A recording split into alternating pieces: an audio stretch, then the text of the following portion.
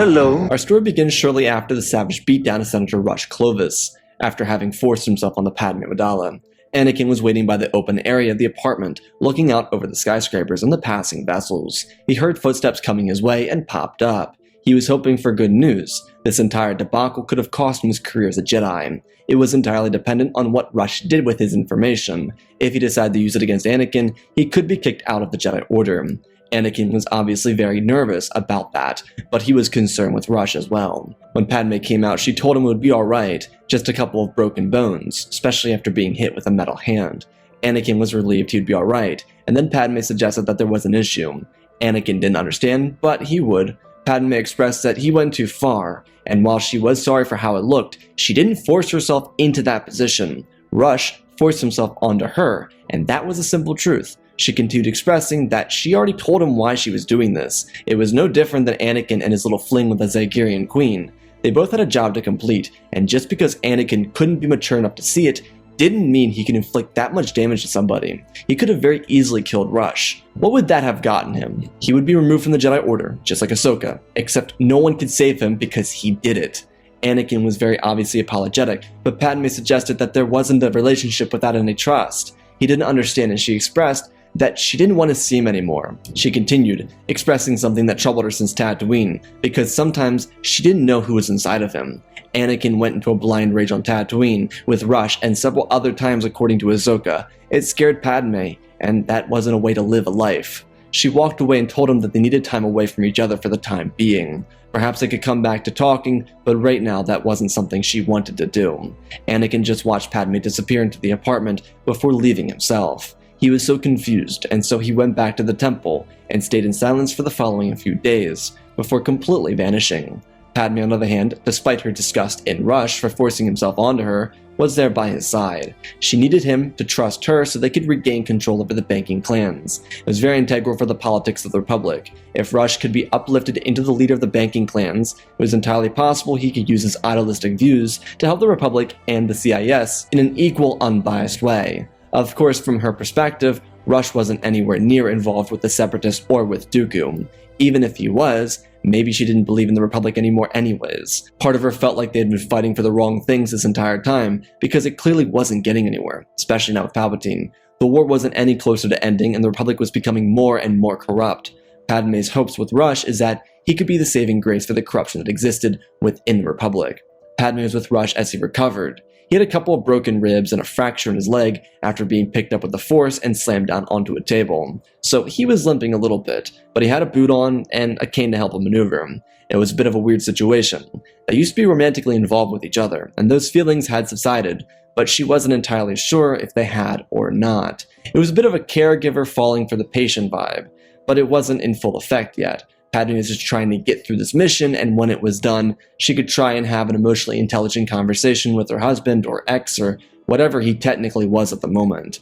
There was nothing stopping her from feeling like perhaps she could go back and they could fix things, but the fact that their relationship was built on lies and deception, it was incredibly difficult for them to even try and share a bond with each other. Every moment was filled with hiding the obvious. There was just a bit of relaxation being around Rush. Most of this because she knew he couldn't just snap and kill someone with the blink of an eye. Padme and Rush spoke to the Chancellor, and through the Senate vote, Rush Clovis was elevated to serve the people of the galaxy as representative of the banking clans. Padme was grateful because it meant this mission was one step closer to being over. Though there was something odd. Anakin would have been at the Senate building, but he was nowhere to be seen. She worried about him, but without him around, she was focused on finishing this mission. Helping the Republic forward was incredibly important, and because she had always been a public servant, the care of others over herself was always a priority. She believed that Rush would help save a fractured system. She didn't know he was playing her to get his power, in accordance to a deal with Dooku that he made. This brought Padme and Rush to Scipio, where Rush would take over the banking clans. This whole time, Anakin had spent the first day and a half inside the Jedi Temple. After that, he hadn't been seen. He was currently out in the city, wandering around aimlessly. He wasn't sure if he had done right or wrong. He believed he was in the right, but maybe he misinterpreted the situation. He understood that the actions he made could have cost him a role inside the Jedi Order, but he was trying to protect her. Perhaps he went too far, because as secret as the relationship was, he couldn't show feelings for her, especially not as a Jedi. Maybe Padme wasn't trying to leave him because she was doing a mission, but the entire time Anakin continued to neglect the fact that it was the same exact thing he did with the Zygerian Queen, a person who forced themselves onto someone who wasn't reciprocating. He wondered how Padme would feel if she had seen the Zygerian Queen snuggling up to him on Zygeria, or how Padme would feel seeing him flirt with her to woo her into trusting him. It was the same concept, but maybe even more of a break in their trust. Anakin felt like not just a hypocrite, but a failure. With Ahsoka gone and potentially having lost Padme, he felt the walls closing in around him. He still had Obi-Wan, but he wasn't on Coruscant. And here he was, walking around the lower levels without a hint of anyone coming to his aid. He could see happy couples walking around without a fear of being caught for loving one another, and it scarred his heart. He wasn't in deep lower levels, just a surface level before going down to the city. He felt like maybe everything was a lie, and he slowly descended into madness. Not having anyone to confirm or deny his feelings, or just say that he was going too far, only ate away at him more. It was a game of space pong. The ball was going back and forth with no signs of slowing down. No one was winning aside from the anxiety that ate him alive. Lord Sidious, despite controlling the movements that would soon have Rush Clovis becoming a scapegoat, could feel Skywalker's uncertainty. He prepared to use his influence to cohere Skywalker into the dark arts. With so much confusion, it wouldn't be hard to do. At the same time, Count Dooku arrived at Scipio with a separatist fleet. Commander Thorne and his men defended the landing platform until they were all killed. The troops moved in and captured Senator Amidala and took her away so Dooku and Rush could have an all-inclusive conversation. Their plans were moving forward. Truthfully, Rush wasn't vibing with this, but he couldn't really do anything about it. He was taken away while Dooku propped up the entire situation to seem as if it was orchestrated by Rush Clovis as a way to rip the Republic apart and drain their credit accounts. The Galactic Senate was sent into a panic. As Sidious orchestrated an emergency session to handle the news, he sent a good ally to go find Skywalker. He was instructed to get as frisky as he needed to do. Ochia Bestoon was a Sith hunter. He had gone toe-to-toe with Depa Billaba and Mace Windu at one point or another during his career. He was highly trusted and he was an ally to the Sith movement, but he was confidential. Dooku was to know nothing of his existence, and his point as an operative was to do what no one else could do. As all of this was happening, the Republic, led by Yularen and Rex, went without the Jedi General and launched an invasion against the Separatists on the planet Scipio. Padme had already been forced to kill one of her constituents because Dooku used the Force to force her to pull a trigger and kill him. She was in hysterics, but the mix of Nightingale effect confused her even more. The threat of a potential divorce and the end of a relationship, the extreme stress of what she just did and uncovered, and her care for the injured Rush Clovis, who was rattled at the moment, left her in a state of perpetual loss. She helped Rush up after a droid shoved him to the ground. There was a B-1 and a commando droid watching over them, holding their blasters towards their faces. The two senators, former lovers, held each other as they looked on in terror of what would happen to them. Rush couldn't believe he was swindled by Dooku. Padme couldn't believe any of this. The tragedy is all of them were simply chess pieces for Palpatine to obtain the role of Emperor. Though the icing on his cake was the fact that with the Republic assault getting troopers and fighters to the ground included a dogfight that would change the galaxy forever. A clone was being chased inside of a Z-95 head hunter, which was being trailed by a vulture droid until one of his brothers flipped over and lined up behind the vulture droid and landed the hit. The vulture droid slipped out of the sky and slammed into the Scipio tower. The battle droids, Padme and Rush, slid to the edge of the tower as it started tilting. They tried to hold on, but there was nothing for them to hold on to. They slipped and dropped straight to the ground and were killed on impact. Of course, Palpatine would learn of this news before he told the Republic that he would nominate himself to oversee the banking clans. This would last until the war was over. Palpatine was regarded as a people's champion because he put more stress and weight on himself. Instead, the Dark Lord was making the entire system reliant on him. Without him, there would be no system, there would be no Republic, and that was just as he wanted. In the lower levels of Coruscant, Anakin was wandering around like a ghost. Ochi had been looking for him and he finally caught up to him. Anakin had bought rooms in hotels and such to sleep instead of going topside to the temple. All of his communication devices were turned off, but he decided to walk into a cantina. It was the same one he and Obi-Wan went to before the war to find Zam Wesell after she tried to assassinate Padme. While he was in there, Ochi took a seat at the bar next to him and didn't say much. He just ordered shots for Skywalker and him, and with a swift distraction, being that Ochi knew of Anakin's adoration for pod racing, he laced the drink with some toxins to put him to sleep. But because Ochi was an expert assassin and a Sith hunter, he had the proper dose to make everything seem as if it had to do with an alcoholic intake rather than a roofie. Ochi played a game with Skywalker for a couple of hours to get him to spout off his emotions and so on. Stuff Ochi really didn't care about. Anakin was a wreck, but that was because all the little extra things were kicking in and they were doing their job. They were tearing him apart, and then Ochi suggested getting Anakin back to his hotel room, and they left a cantina. Just on cue, Anakin completely blacked out. Ochi was a smaller man, but he was able to lug an unconscious Anakin to a speeder before taking him away. He left a communication for his master and informed him of the mission's success. Ochi was to bring Skywalker to the works in the industrial sector of the planet. He would drop Anakin off, and Sidious would approach him in a way that the Sith should. Anakin, especially with all the drugs in his system, was especially vulnerable. So Sidious, once he returned to his lair, began implementing dreams and visions into his mind. As he was doing this, he received word that Padme and Rush had been found dead on Scipio. So he was able to get a hologram recording of it and then restructure it inside of Anakin's mind as if it happened in front of him.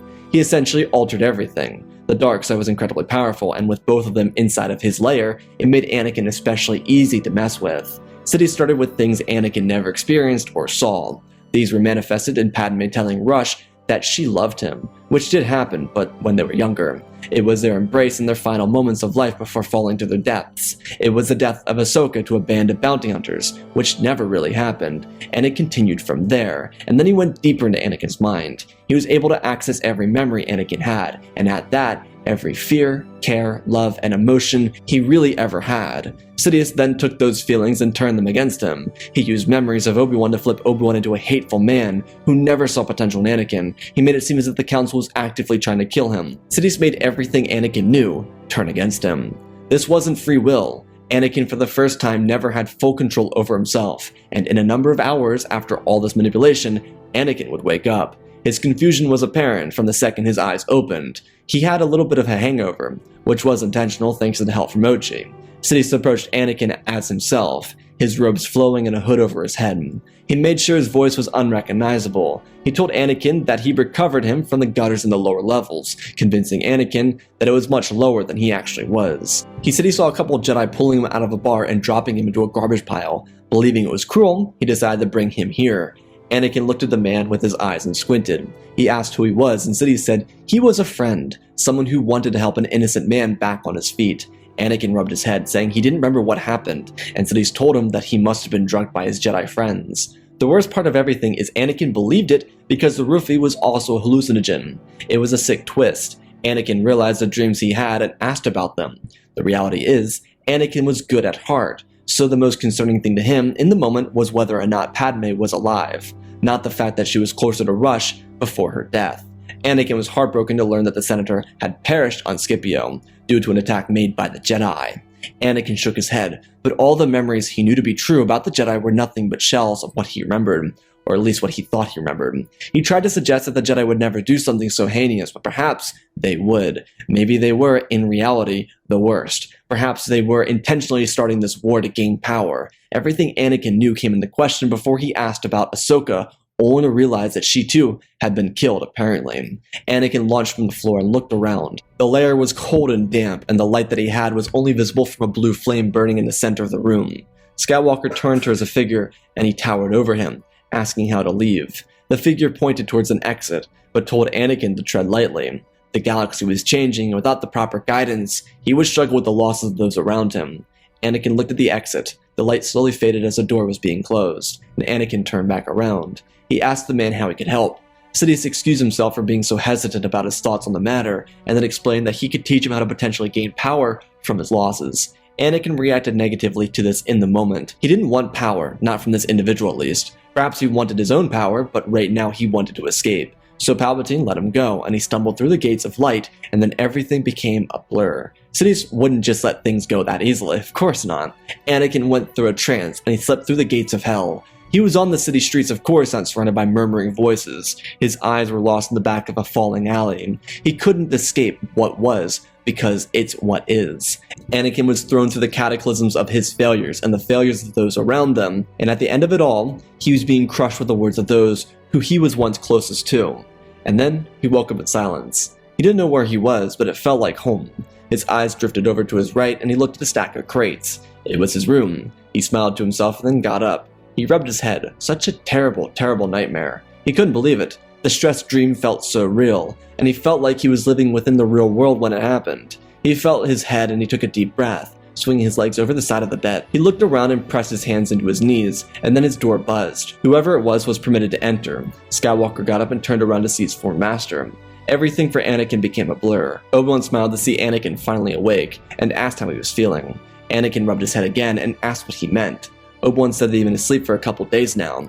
He was curious if he was feeling okay. Skywalker nodded his head. He told his master that no wonder he slept for a number of days. His dream was so vivid and tiring and stressful. Obi-Wan asked what it was about, and Anakin told him everything, but the look on Obi-Wan's face told him all he needed to know. Kenobi placed his hand on Anakin's shoulder and asked him if he was aware of what happened. Anakin looked at Obi-Wan with confusion written on his face. Kenobi said that Padme was found dead on Scipio after Obi-Wan was cut short. He looked down and then back up to Anakin. His eyes were so blank. Anakin looked at Obi-Wan with confusion but anger as well. Obi-Wan raised his hand to Anakin's face and lightly placed it as he slowly slumped over and fell lifelessly onto the ground. The members of the Jedi Council could feel the loss at the moment it happened. Anakin sauntered into the hallway and cut down a master and apprentice duo who happened to be in front of him. He was yelling at the walls and the voice inside of his head, and every single person who crossed him was just a plague on the Force. Temple guards rushed to his location, and by the time they arrived, he killed nearly a dozen or so Jedi. Anakin was spinning his blades around anxiously until he turned around seeing Yoda flying towards him. Anakin tried to do something, but Yoda didn't ignite his weapon. He used an old Force technique to put Anakin to sleep, and he dropped to the ground. Anakin woke up about a week later. He looked around in an empty field. He was so confused. Where was he?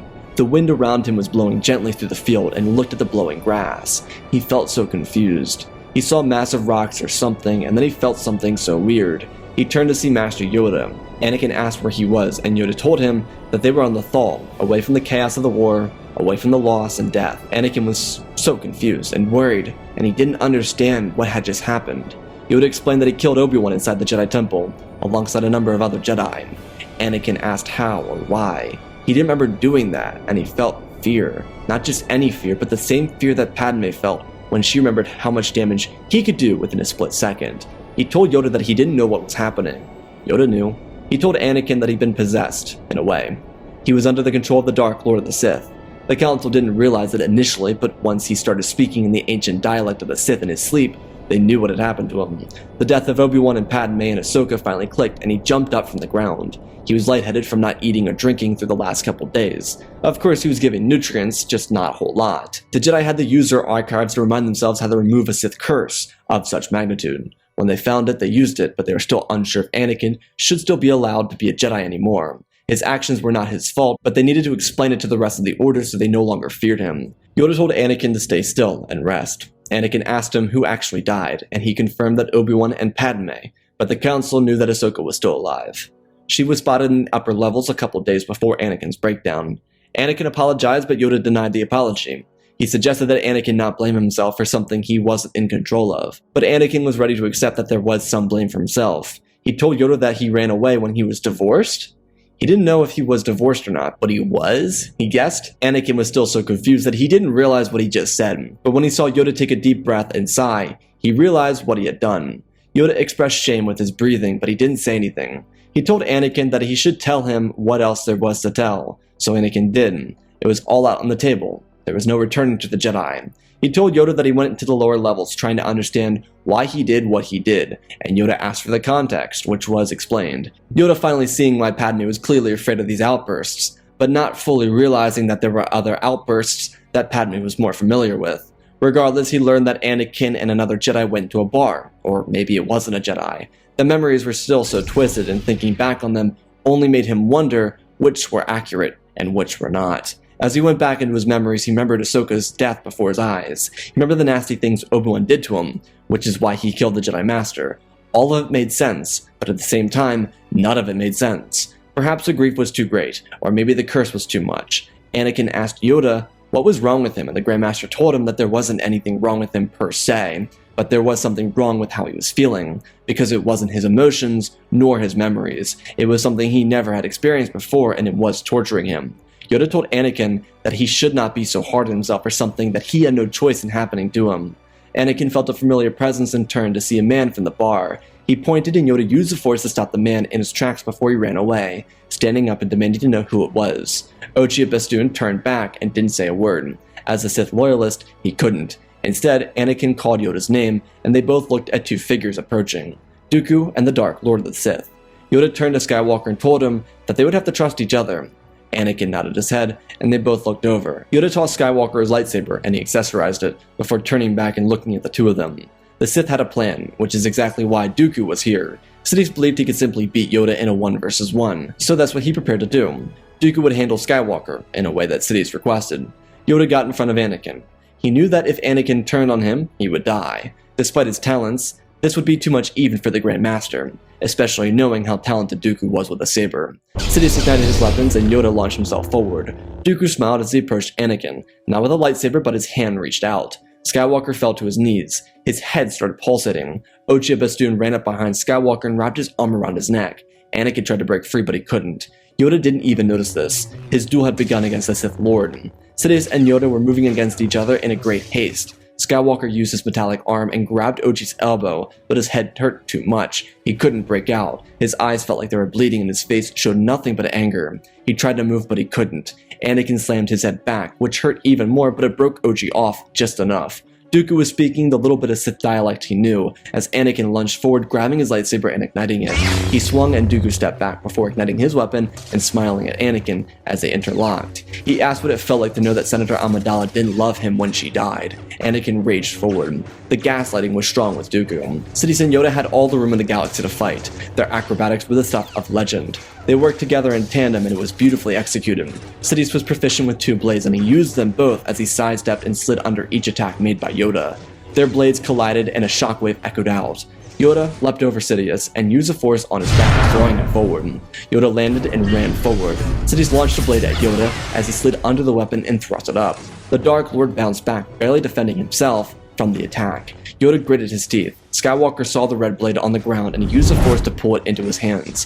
He could feel the radiating darkness from it as he ignited it and slammed it against Dooku. He knew that he could get Skywalker to break, so he started picking at his brain. He told Anakin that his master's death was a tragedy because Obi-Wan never would have seen it coming. He told him that Ahsoka's death was his fault because he was a terrible teacher. Anakin got angrier and angrier and Yoda could hear it. He couldn't get distracted, but he couldn't face 3 opponents at the same time. With the sound of the blades, he knew he wouldn't have to fight Anakin at the moment. Skywalker used all of his aggression in a sweeping attack. As he was moving forward, his personal blade was cut out of his hand, and he continued pressing the assault with a blood-red lightsaber.